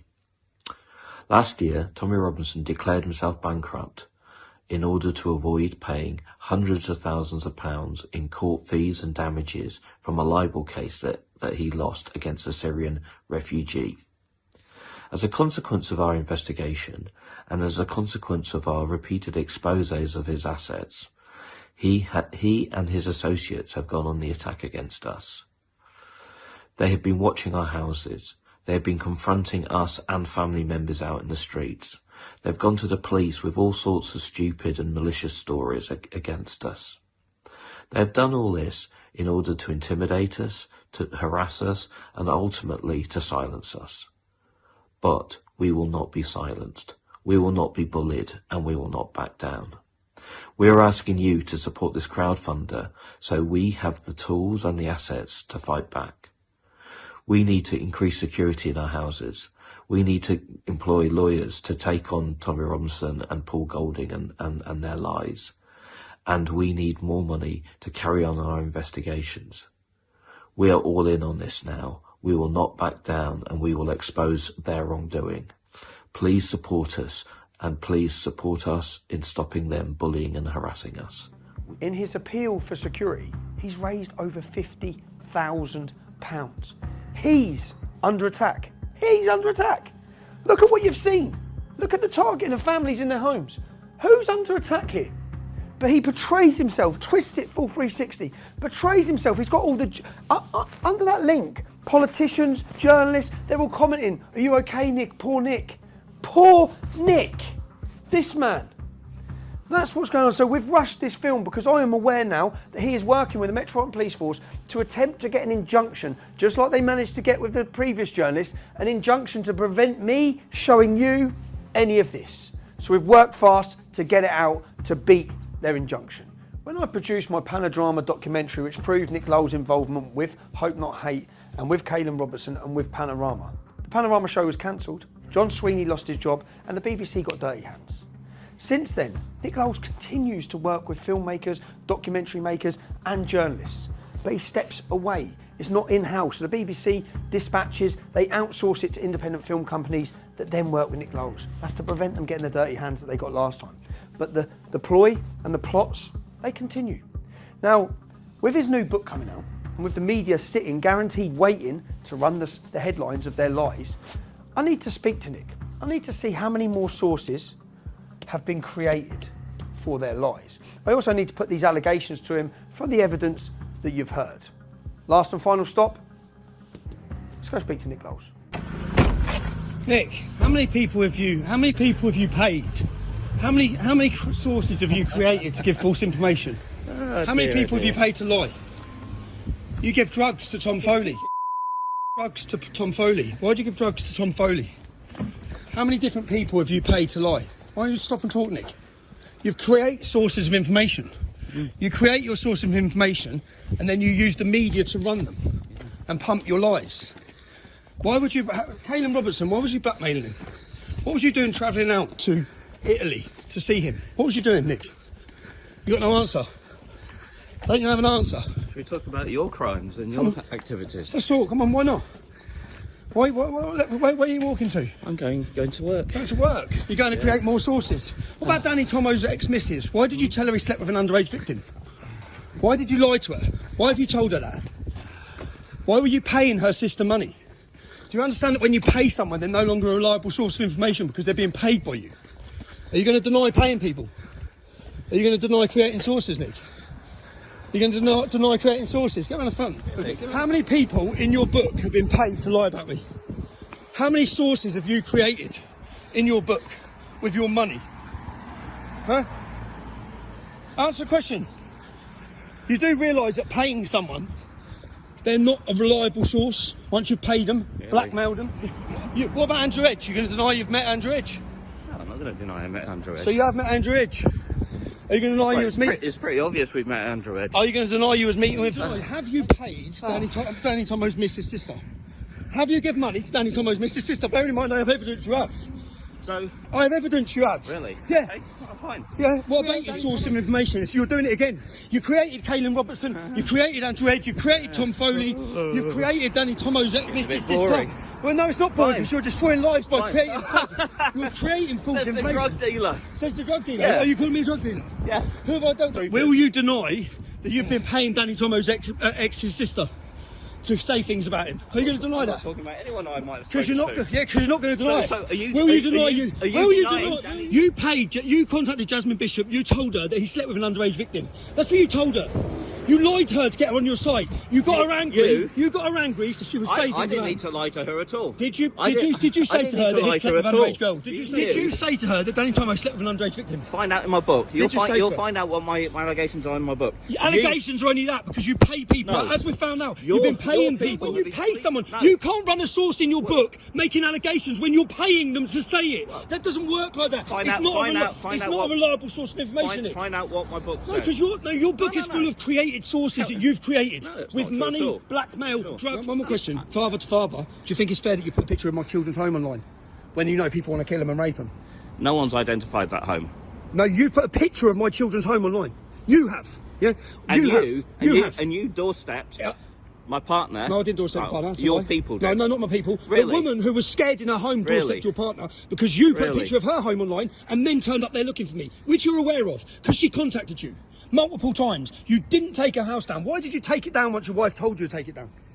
Why did you then delete the picture of her house? Because you know it was wrong, Nick. You play dirty tricks and you try and put targets on people's houses. Tricks. Sharon Clough. Explain what happened with Sharon Clough. What you say? You create sources. I've got evidence of 7 sources you've created. You pay them. When that story you blackmail them. When that story comes out. You pay them. You blackmail them. I know you've got the media waiting to run your stories. Yeah, I know you have. I know you have. Great. Because that's what your job is. Your job is to create the source, create a lie, and then the media wait there and pump it. Yeah. That's what you do. And I'm exposing you for it in a documentary. No one's going to trust you. No one's going to trust your sources. You can't talk like you're a hero for women. You scared a woman in her house so much she had to come crying to your missus. You scared her in her home with her little 12-year-old daughter. They're still scared now because of your actions. Okay? You intimidated Ashley and her little boy. He's not allowed to play outside. You put a picture of my kids up in my kids' home. I know how it feels because my kids are scared because of your actions. So don't talk to me about women because you scared women. Sharon Clough got beaten up. She's an old age pensioner. She got attacked because of you. Shit. Fine. Okay, you're chatting shit. Fine. You're creating a source. You're paying someone. Fine. You're paying, and I've got evidence of it. Fine. Every step of the way. Sure, and I've got lots of evidence as well. No, you haven't. You've got sources that you've paid. Why have you turned up today? Why have you turned up today? Nick, I've been working on this for months. I know you have. Yeah, I've been working on it for months. Yeah. Months. Yeah. I'm exposing how you create your sources. Right. No journalist will ever trust you again. Really? But then they don't. They know what you're doing. You're all Really? working hand in hand. As you just said, you've got the media waiting to run your stories. No, you told me that. You write the stories for them. Oh, really? Yeah. Yeah. You're part of the deep state, Nick. Yeah. You paid Tom Foley. What, yeah? Are you going to deny paying him? You paid Andrew Edge. You create your sources of information. Better than dealing drugs, though, isn't it? Now, I've cut 30 minutes down, but I want you to be able to listen to his answer to each of the allegations. So listen to this. I know you've got the media waiting to run your stories. Yeah, I know you have. I have, great. I know you have. Because that's what your job is. Your job is to create the source, create a lie, and then the media wait there and pump it. Yeah. That's what you contacted Jasmine Bishop. You told her that he slept with an underage victim. That's what you told her.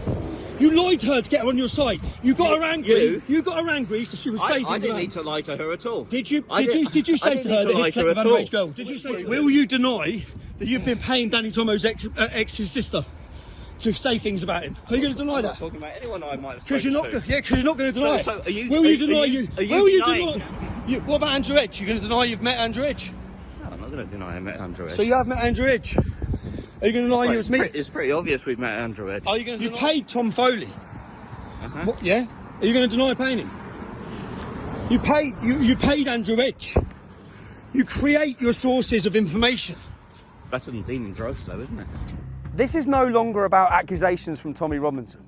It's no longer about the covert recordings, whether it be of Tom Foley, Andrew Edge, or whoever else you've heard from. We now have it from the horse's mouth. I want you to listen one more time and get the confirmation, because he admits it all. He confirms it. Listen one more time. You paid Tom Foley. What, yeah? Are you going to deny paying him? You paid Andrew Edge. You create your sources of information. Better than dealing drugs, though, isn't it? A drug dealer? Really? Come on. Even you people that don't like me. I've been accused of lots of things before, but Nick, a drug dealer? A racist hasn't worked, extremist hasn't worked, Islamophobe hasn't worked. I know, I'm that desperate, I'm getting questioned, I'm getting exposed. You're a drug dealer! He does not care. He's that comfortable with what he's been doing. Yeah, so? Yeah, I did. It's not as bad as drug dealing. What? He's admitted and accepted the criminality he's been involved in. Now, what we're looking at is women scared in their homes, to the politicians, to people watching this, trade unionists, politicians, journalists, the actual journalists who care about journalism. I'm presenting this to you. I haven't presented anything that's not backed up with evidence. Now, I know I'm not perfect. I know I have a past and I have a history. I'm also aware that I'm not the moral example for everyone to follow. I've had my flaws. But this documentary has been put together to expose to you, if you care about democracy, if you care about free speech, criminal organisations like this must be stopped. Journalists sit waiting hand in hand with these guys. These guys create their sources. You are lying to the British public. The next time you watch a documentary, whether it be Panorama, Dispatches, the next time you read a newspaper and it involves these guys, you know you can question everything because you know you're being fooled and you're being lied to. We've had a mole on the inside of Hope Not Hate for over 12 months. Someone that's worked with them for nearly a decade, feeding us back information about their wrongdoings, about how they conduct their so-called investigation. Yeah, but they all do that. I mean, they're all quite, like, you know, I mean, I've been into this guy for about 10 years. Yeah. 10 years, Tommy, and you know, sometimes, like, you know, I mean, I'm in regular contact. He's what he's really, like I say, what he wants to do is, you know, I mean, he wants to just cripple you, like, financially, forever, so you can't do anything. Just to prove to you all the legitimacy of our mole, Nick Lowell's released his first ever image of the front cover of his new book called Tommy, coming soon on the 10th of the 7th, 2022. More than a week before that, here's an image of the front cover of his book on my phone on the 30th of the 6th, 2022, which I received from his mole, Rob. but it didn't. And then I've just spoken to him today, not today, yesterday, and that's when he sent me that picture, and he said to me, "Don't put it out." And then he said he's going to drop it over the weekend, and then he turned around and he just, with a book, basically there's a deadline and he's got to get it in now. So it hasn't even gone to print. But what's the story of the book? What is his story? Oh, the book. Well, it goes through. It's just about you, how you started. Yeah. So it goes all the way back to the EDL days. Yep. Who was involved, and then what's been going on since then. But he can write what he wants. I mean, all he's got to do is back it up with people At making allegations. Yeah, so he'll meet people, someone will say, he'll get someone or pay someone to say anything. And then he'll run a story. But that's what he's been doing. What's he been doing? He's been getting people that that were in the old EDL, or people that are around today, or people that he's met or known, or people that he's contacted. Our suspicions about Hope Not Hate creating sources was confirmed very early on. Yeah. So you know that all this information that's coming, it's coming from people that have never been close to you. And people that hate me. And people that hate you, they've never been in the inner circle. What a rat. So the reason why he's done this, and I know why, he's done it for legal reasons, because he can't put anything in his book. Yeah, he has to have someone saying it, so he's gone and got him on tape saying it, and then he'll write it. About everything. So he'll have someone saying, I done this, I done that, and then he can write it. Covered his arse. And he'll just say a source close to him. Yeah. A source who was with him. Yeah. A source who was there says this. Yep. Tramp. Yeah, and that's how it's done. Now just listen to his associate tell us how low this man will go in his quest to destroy me. So I know he was in Luton quite a lot recently, and that was to do with needed information for his book. So I know he met with a couple of the Gambinos, or what's left of them. I know he met a couple of those up there. And he met some other people from Luton. And what could he possibly get off them? What, the Gambinos? Yeah. Going to meeting a heroin They're dealing all gang. in jail, aren't they? Going to meeting a heroin dealing gang to get him. They're going to have a heroin dealing Muslim gang from Luton. Yeah, they're going to have something good to say about me, aren't they? The Gambinos. Let me show you who the Gambinos are. This is a national newspaper's article from 2009. Asian terror gangs target UK with killer heroin. Let me just read some extracts from this. One of the Asian gangs is the so-called Gambino clan, a 100-strong mob named after the notorious US crime family. The Gambinos are the Pakistani Muslim gang that control most of the drug trade in Luton, and they've all got good connections to Al-Qaeda. Nick Lowles is travelling to Luton to meet heroin-dealing gangs who have great connections to Al-Qaeda. They fund terrorist organisations, and that is who Nick Lowles is travelling, having meetings with, to get them as a source of information against me. And just for the record, I first made an article about the Gambino gang. It's in my Oxford Union speech, where I addressed who they are, said they're using heroin to drug and pimp our daughters. I'd done that when I was 20 years old in Luton. They have hated me for years. Who does he go? You're going to see his source of information in his book with all his allegations against me. You now know who his source of information is. Being aware of his meeting with the Gambinos, when I got the chance to discuss it with Nick Lowles, I put these allegations to him. It will come out soon. Who are you making that accusation against? Oh, you've created sources. I've heard you were in paying the Gambinos in Luton. Have I? I've heard you've met and paid Pakistani gangs in Luton. Really? Yes. Really? Creating more sources of information, Nick. Creating more sources of information. Yeah. But you create the source. You create the source. I look forward to it. You create your source. So you'll have a source that you've paid, you've gone in, because I know you've been meeting Pakistani gangs in Luton. Really? You'll be paying them, say this, say this, say this. I've got the evidence of it. Hey. I've got the evidence of members of your team telling me that. Who? Members of your team tell me Really? that. I had the front cover of your book weeks ago, you clown. Yeah.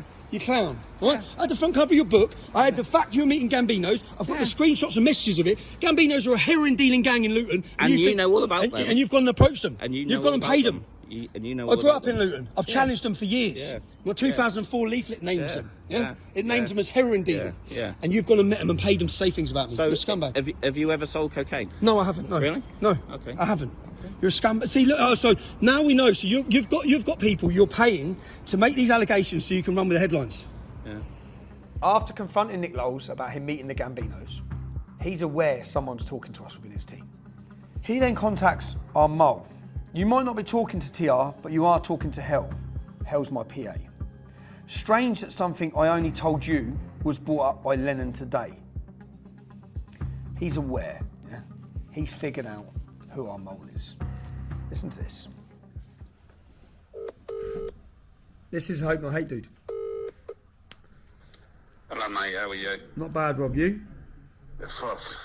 Fucking a bit stressed to be honest with you, mate. You know, it's all coming to an end, isn't it?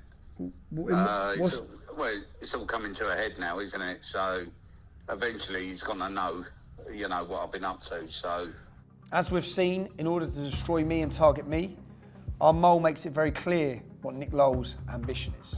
what he's hoping to do is to get your missus into court. Yeah. Okay. That's really what he wants to do, and put her under pressure. How does he think to answer the questions? How does he think he's? As you've seen, not content with sitting down with heroin gangs, or paying people, or bribing people, or sexual assaults, he wants to target the mother of my children, my ex-wife. But when I approached Nick Lowles outside his house, it became very apparent that one of their main targets is Daniel Thomas. Daniel Thomas is an ex-colleague of mine. But to destroy him is to discredit me, which became very apparent after talking to Nick Lowles. Danny Tomo's Mrs. sister. Have you given money to Danny Tomo's Mrs. sister? Bearing in mind I have evidence you have. So I have evidence you have. Really? Yeah. Okay, fine. Yeah. What about Danny Tomo's you Mrs.? show your evidence, and I'll show what my about evidence. Danny Tomo's Mrs.? What? The one who was beaten up by Danny Tomo? A lot of the allegations about Danny Tomo were about him and his ex-partner. But the allegations didn't seem to have been coming from his ex-partner. They seem to be coming from other sources that no doubt Nick Lowles has created. The first thing Nick Lowles told Danny Tomo's ex-partner when he spoke to her, they had just had a very severe breakup, finished on bad terms. Now I know straight away that means he's going to get in contact. I know that because that's what he does with everyone and has done for 15 years. But the first thing he tells her is that Danny Tomo has been sleeping with an underage victim of sexual exploitation. A total fabricated lie. The intention to anger his ex-partner, to get her on side, then out comes the money. We find out that he's been paying her sister, who doesn't have a very good relationship with Danny Tomo either. He's been paying her. So you... Go on, carry on, talk. Okay, so you're willing to accept, yeah? So you're telling me you got paid by this journalist to talk shit for 20 minutes? How much did he pay you, Kane? How much did he pay you, Kane? How much did he pay you? I don't have to confirm nothing to you. I know how much he paid you. Jazz told me, 300 quid, and she got half. Yeah? Is that right? Is that all? All right, that's what Jazz got, yeah. When Jasmine was made aware of the allegations being made by Nick, or one of his new created sources, she attempted to call Nick over 25 times, but he refused to answer, probably hiding under his bed, awaiting the release of this documentary. Here was her voice recording, which she left for him.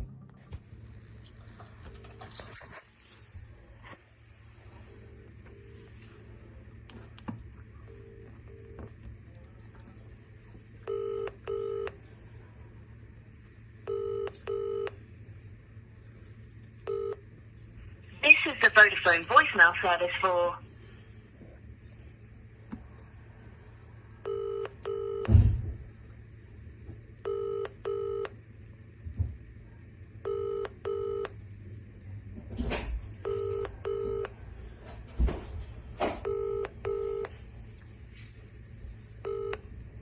This is the Vodafone... Nick, I've tried to call you now multiple times and you are not answering my phone call. I know why, because you don't hear what I've got to say. Firstly, let me just get this straight in case you do not understand. Danny has never put me in hospital. Danny has never beaten me up. The pictures that you have seen have got nothing to do with Danny at all. Secondly, you've paid my little sister, who hates Danny more than anything in the world, to talk shit about Danny. Thirdly, you came into my life and you told me that there was a video going around of my baby dad with a 15-year-old girl. You made me feel physically sick. You've mentally abused my brain into thinking that my baby dad is a paedophile when that's not true. You didn't even come back and tell me that it wasn't true. You just told other people. If you do not leave me and my sister alone, I will be seeking legal advice. I'll be doing that anyway because this is draining me so much. It's affecting me mentally and physically, and I've actually had enough. Every person you've seen that Hope Not Hate contact and use then as a negative source, not just against myself, but against anyone with activism. There's another gentleman here I'm going to introduce you to. Speaker's Corner Steve. He's an activist at Speaker's Corner. Listen to the words he has to say about me. This man. And I have no shame in saying I agree with every word Tommy Robinson has ever said. And I have no shame. I have no shame on that. Tommy Robinson has bigger balls than all of you put together. That's right. Absolutely. Now, over the last 3 to 4 months, there's been a lot of negative comments coming out of Steve, which has surprised me totally. I believed it was because he aligned himself with Reform, a political party, and he was trying to distance himself from us. But then I saw this video with these allegations. It's my voice. We allowed to talk about Tommy Grifter. No one grifts around here. We have no grifters, no drug dealers, no scammers. A totally new allegation. I'm a drug dealer, apparently, yeah? You've heard it from Nick Lowles, and now I've heard it from Speaker's Corner Steve. So it's a new allegation. What possibly could have changed him from supporting me and being close to me, and just 3-4 months ago, totally turned against me and throwing out the same accusations that Nick Lowles is now throwing out? That's where our source and our mole has been so valuable. I mean, as I understand it, I mean, listen, I'm just going to give you something else, yeah? Go on. Get Steve off of your groups. Steve, Speaker's Corner. Yeah, get him off all your groups. Is he working with Hope Not Hate? He's met him. He's met him. How long ago did he meet? To him. How long ago did he meet? To him. I'd say he's been probably messaging the last 3-4 months. Which is when he turned against us. Yeah, so, but get him. He's still in a few of your groups. Don't put it out, though. Do it discreetly, Tommy. Okay. You know, but there's still, they message each other and that, and I know that I talk to Steve, and I know, like, you know, I mean, when I get a message from Lowles like that one, I know he's just got off the phone to Lowles, or, you know, so. Steve, so Speaker's Corner Steve's working with Nick Lowles and has been for 3-4 months. That makes sense. All makes sense, mate. All makes sense. I decided to ring Steve and see what he's got to say for himself.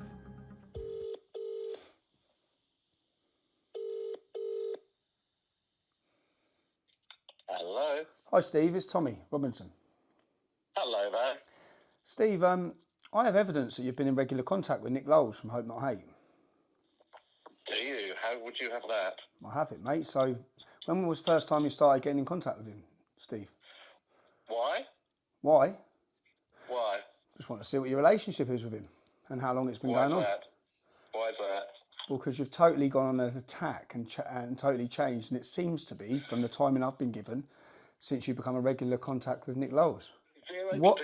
A simple question is, what is your relationship with Nick Lowles? When did you start having contact with Nick Lowles? It's absolutely irrelevant to anything. Again, Okay. I know you're going to try and spin some. I've also watched Steve. I've also watched a video of you making allegations that I'm a drug dealer. Have you not ever been? No. So where have you? Why would you be throwing that out? That I'm a drug dealer. Multiple sources. It's a common statement. Multiple sources. You must be aware of that. So no, only you and Nick Lowles. So that's what I'm wondering. Where's the source? What's your multiple sources that I'm a drug dealer? Multiple people have told me. Okay. It's the common rumour out on the street. Coming from? Multiple people. Such as? Multiple sources. I'm gobsmacked that you're not aware of it yourself. Such as? So what you're saying is, because I've watched you make the accusation. You've said I'm a drug dealer. You've said I'm a drug dealer. Have you never been? Have you never done that? Have you never, in your entire existence, sold an item of drugs? No, I haven't. No. So as I'll ask you again, you're making a serious accusation against me. You've put it out online. Yeah. You've said I'm a drug dealer. I'm asking you. I said lots of other things about you. Are you going to question me on those other things too? I will, yeah. But we'll start on the drug dealer one because it's the same accusation that's coming from Nick Lowles, and I find out you're in regular contact with Nick Lowles, just on the phone to him. You found out I've been in regular contact with Nick Lowles. I mean, what, you're demanding me for sources of evidence. What's your source of evidence for that? Someone within Hope Not Hate, Nick. Someone within Hope Not Hate, buddy. Don't worry, I've got it. Anyway, I've got a meeting at 12 o'clock. I can't carry on. Maybe call me back later if you want to continue this conversation. So you don't have a source. I'm a drug dealer. You're just putting it out there. You're just putting it out there. The same thing that Nick Lowles is putting out there, and you're meeting with him. Obviously, I've included the recordings, the covert recordings of me talking with my source over many months, within Hope Not Hate, my mole. But the reason I've done that is because he's been outed.